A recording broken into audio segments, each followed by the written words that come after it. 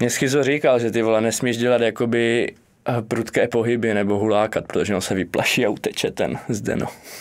Jo? No. Tak to se mýlil, vole. Ale jako klidně se vyvál, jak potřebuje. No já jsem dobře vyvalený. Já už jsem navalený hlavně. Co si zač, co děláš, řekni. Hele, produkuju beaty, rapuju, mám rád hudbu, rád koncertuju a jsem redzet prostě. Když jsi vydával první tracky, ty jsi je vydával na SoundCloud nebo na YouTube? Protože YouTube je samozřejmě víc dohledatelný, kde by si tě mohli lidi najít. Hele, prvně jsem vydával na YouTube, ale to jsem vydával tenkrát právě dubstepy a drameci a elektronické věci. No a právě pak přišlo ještě období, kdy jsem nahrával i na SoundCloud. Jako s tím YouTubem mám mnohem lepší zkušenosti, než třeba se SoundCloudem, hlavně jakoby, co se týče views. A vyhovuje mi celkově YouTube víc prostě. No a s tím YouTubem se váže dotaz, jestli jsi se snažil nějak zaplnit díru na trhu a jestli jsi byl třeba zklamaný, že když jsi vydal třeba 10 tracků už a že to mělo furt malé views, jestli se cítil nedoceněný. Já jsem si kámo nesnažil zaplnit žádnou díru. Ne. Ale prostě jsem dělal hudbu, co mě jakože baví.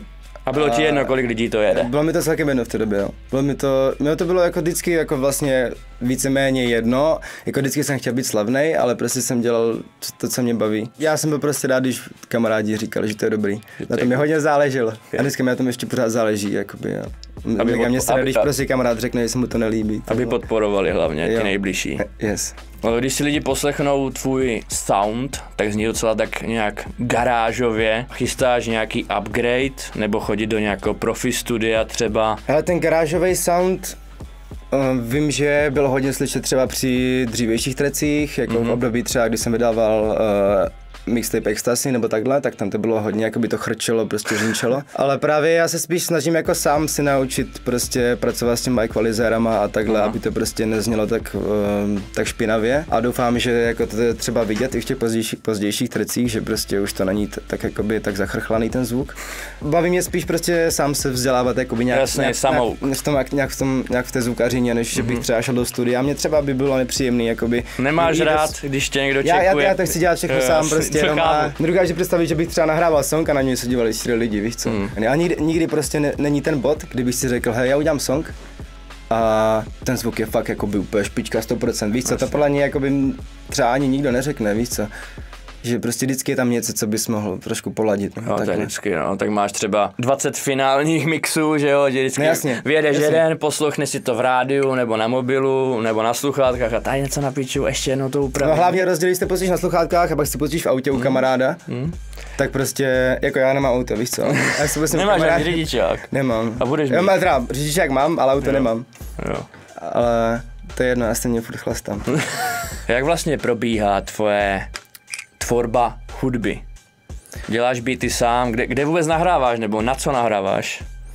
Tak začnu vlastně tím, že dělám beat, potom jako do toho většinou nahraju kytaru. Třeba do té doby, než třeba jsem vydal track Ghoul, tak jsem všechno nahrával jako na iPhony. Na mobil? Na iPhony, na diktafon. Jakože všechny akapely byly na iPhony a přidal jsem různý jakože druhy, třeba začínal jsem na 4, nahrávám vlastně v šatně, funguje to prostě jak něco jako tohle studio, už to je prostě odlušněný. A vždycky mi to takhle vyhovovalo, akorát je prostě víc sraní s tím, jako jak to sekvalizovat a zmasterovat, aby to znělo nějak jakoby víceméně normálně, no. To je dobrý, protože vím, že Řezník nahrává má e-shop s těma hadrama a on nahrává kapely pro prostoru, kde má hadry. On má takový sklep, jasně, tam má merče, takhle. Většina lidí, co se něčím proslaví v Česku, tak co nebydlí v Praze, tak se do té Prahy potom hnedka stěhují. Ty plánuješ něco takového, jako skrz nějaké větší možnosti, kontakty nebo takhle, nebo tě baví být zalezený ve vesnici u sebe? Dělá si tam to svoje? No, jako já jsem zvyklý na svou vesnicu a mám tam rád prostě lidi okolo a baví mě prostě chodit na hody a baví mě být v celé společnosti, ale zároveň mě jako láká prostě bydlet v Praze, protože ten život je tam přece jenom jakoby trošku jiný. Je to dostupnější tam všechno, no, jako chceš nějaký kábel, vole, k mikrofonu, tak to máš za 10 minut sehnané, vole, tady čekáš 3 dny, vole, než ti to Alzák doveze třeba. Jasně. No. Dostáváme se ke spolupráci s Gizmem. A k vašemu tracku s klipem, který vyšel na kanálu Trash, který má kolem, nevím, 2 miliony odběratelů, takže to je světový kanál. Tak Gizmo je jeden z undergroundových rapperů v Americe. Prostě jsem mu napsal, jestli by nechtěl zahrát prostě na našem koncertě v Praze, kdy jsme měli závěrečnou vlastně zastávku tour.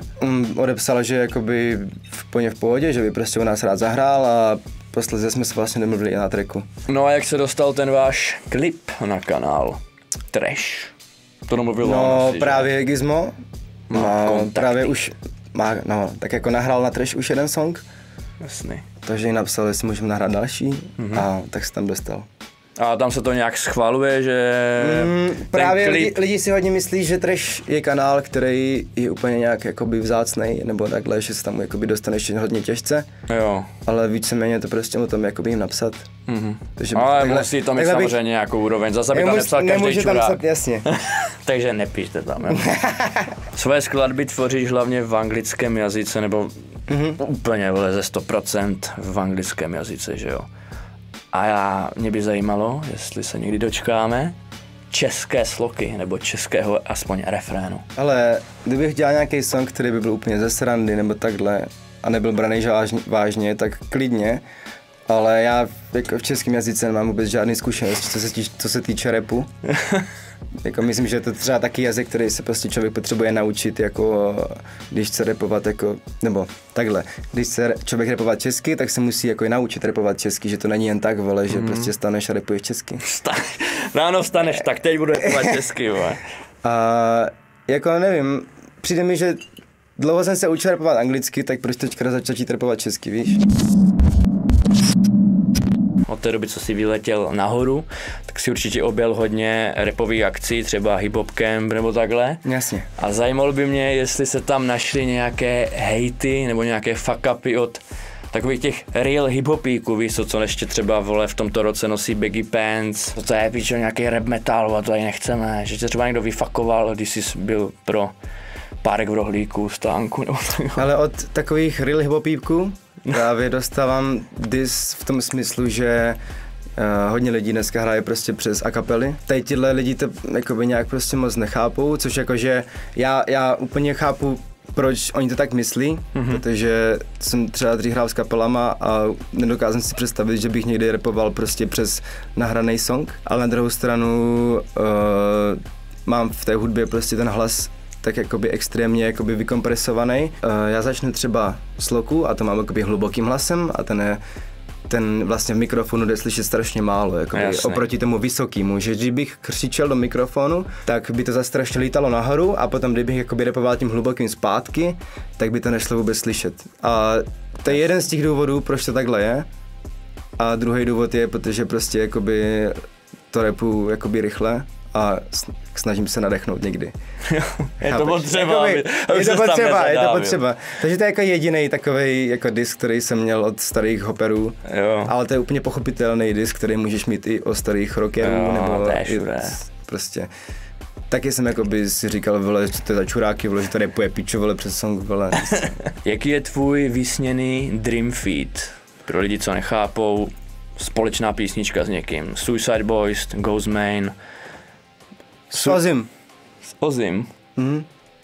Ani Suicide Boys třeba, nebo Ghostemane, Ramirez. Byl bych hodně rád. Za koho? Jako i za Suicide, i za Ghosta. Byl hodně rád. Já si myslím, že se to dostaví to pár let. Tady to. Ale takhle srdíčku mám prostě Ozzyho, že prostě toho jsem jako měl rád od malička. Nějak jsem k němu vzlížel. A to by byl můj dream feat. Co ty třeba nějaké duchovno, jestli jsi třeba četl, nevím, satanskou Bibli, ty vole, nebo... Ale mě duchovno hodně zajímá.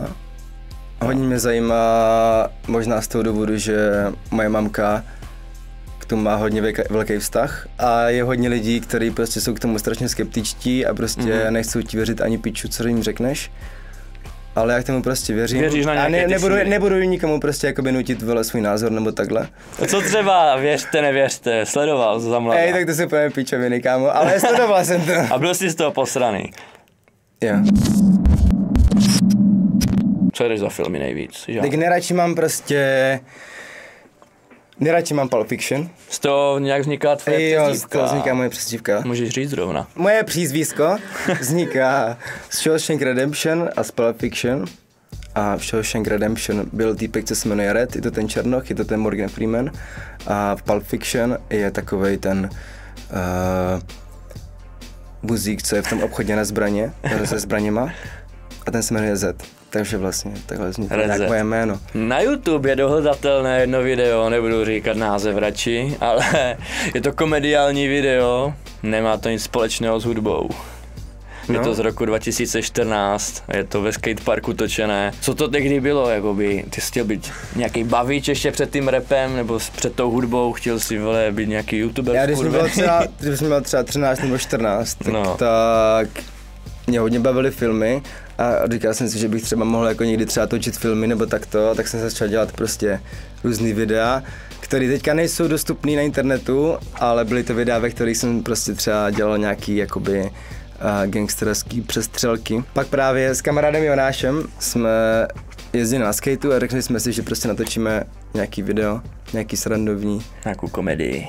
A to z toho vzešlo. Takže neplánoval jsi nikdy být nějaký youtuber skurvený, jako třeba já, nebo takhle? Hele, neplánoval, no, ale jako proč ne, víš, co je na tom špatného. Sledoval jsi někdy nějaký youtubery, nebo takhle? Měl jsem rád Evil Bendera, měl jsem rád Peťana a počkej, koho ještě jsem měl rád. Ty vole, teďka si úplně nevybavím, ale takového toho frajera, co dělá First Chutningy. Nepamatujete si ho? First Chutningy? Hej, on měl prostě energiťák a ten vole recenzoval a Soukup. Tomáš Soukup, znám, já se s ním znám. Co hraješ, máš PlayStation, jsem se dočetl. Koupil jsem si PlayStation teďka, nedávno, jedu Red Dead Redemption 2, Spidermana jedu Crasha. A snažím se dávat ty medaile, kámo, ale to prostě, vole, je to mega bolest, vole. Je to víc bolesti než užitku, já jsem to taky zkoušel. Ale tak počkej, tak se vraťme ještě teďka zpět k PlayStationu 1, to si jel třeba. Já jsem právě byl vždycky počítačový a pak až nějak 2000, nevím, třeba 11-12 jsem si koupil Xbox. Aha. A pak PlayStation, to a pak PlayStation, protože já jsem zjistil, co je to pravý, kámo, a koupil jsem si PlayStation. Takhle obecně vůbec, ty pičo, prsten, no. Prsten, kámo. Kolik stál? Kolik stál taky prsten? Tady ten prsten jsem koupil v Metal Shopu, není to sponsoring, ale koupil jsem v Metal Shopu a stál 400 korun. Že jsi pán prstenů, kámo. Moje strachy jsou založený úplně něčem jiným, než... Tak řekni lidem, čím tě mají postrašit. Řekni. To je jakoby deep, ale... Je to deep to? Děsně